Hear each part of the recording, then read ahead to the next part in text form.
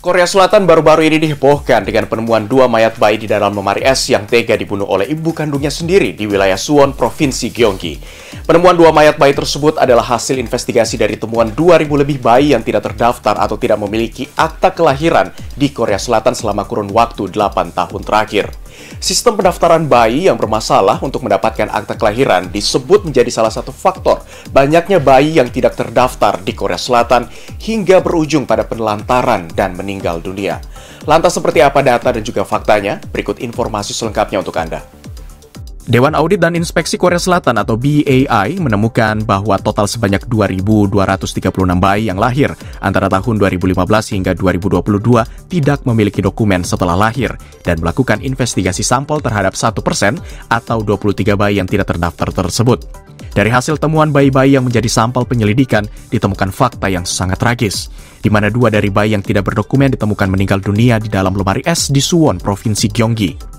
Tersangka yang merupakan ibu kandung dari bayi itu dilaporkan telah mengaku kejahatannya dan mengatakan bahwa dia mencekik bayi-bayi itu karena alasan kesulitan ekonomi. Selain itu juga ditemukan seorang bayi berusia 76 hari yang ibu kandungnya didakwa karena membiarkan anaknya meninggal dunia karena kekurangan gizi di wilayah Changwon pada tahun lalu. Dari rentetan kasus yang menimpa bayi-bayi tersebut, disebutkan bahwa salah satu faktor penyebabnya adalah sistem pendaftaran bayi yang memiliki celah untuk mendapatkan akta kelahiran, sehingga 2.000 lebih bayi tersebut terlantar hingga menyebabkan meninggal dunia. Diketahui sistem pendaftaran bayi di Korea Selatan hanya mewajibkan orang tua untuk melaporkan bayi mereka yang baru dilahirkan, bukan oleh pihak rumah sakit.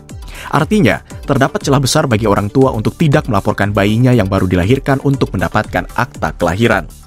Terlebih lagi di bawah sistem tersebut, orang tua diwajibkan untuk mendaftarkan kelahiran anaknya hanya dalam kurun waktu 1 bulan. Dengan pelanggaran hanya akan dikenakan denda sebesar 50.000 won saja atau $38 dan rumah sakit tidak memiliki tanggung jawab untuk melaporkan kelahiran kepada pemerintah. Diketahui bahwa pemerintah serta partai politik Korea Selatan telah lama gagal mengambil tindakan untuk melindungi bayi dari aksi penelantaran. Pada tahun 2017 lalu, Komisi HAM Nasional Korea telah mendorong perlunya penerapan kebijakan pendaftaran untuk melindungi bayi. Pada bulan Mei 2019 lalu, pemerintah mengumumkan akan memperkenalkan sistem pencatatan kelahiran. Tetapi faktanya, tidak ada kemajuan legislatif yang dibuat. Di sisi lain, dorongan pemerintah untuk sistem notifikasi dan pemberitahuan kelahiran yang baru justru ditentang oleh sektor medis. Yang menjadi masalah adalah rumah sakit tidak ingin bertanggung jawab atas bayi yang baru lahir sehubungan dengan sistem pelaporan dan juga beban administratif tambahan. Namun, jika pemerintah menyisihkan hanya sebagian kecil dari anggaran 280 triliun won yang telah didedikasikan untuk tingkat kelahiran yang rendah di Korea Selatan sejak tahun 2006, pemerintah akan dapat membuat sistem pemberitahuan kelahiran online baru yang tidak akan membebani rumah sakit dengan biaya administrasi. Pemerintah juga dapat memeriksa dan memantau pendaftaran kelahiran dengan menggunakan catatan medis yang dipegang oleh Badan Pengendalian dan Pencegahan Penyakit Korea dan Layanan Asuransi dan Penilaian Kesehatan. Demikian Warta Berita KBS World Indonesia dari Seoul, Korea Selatan, Abdi Aswar Sahi melaporkan untuk Anda.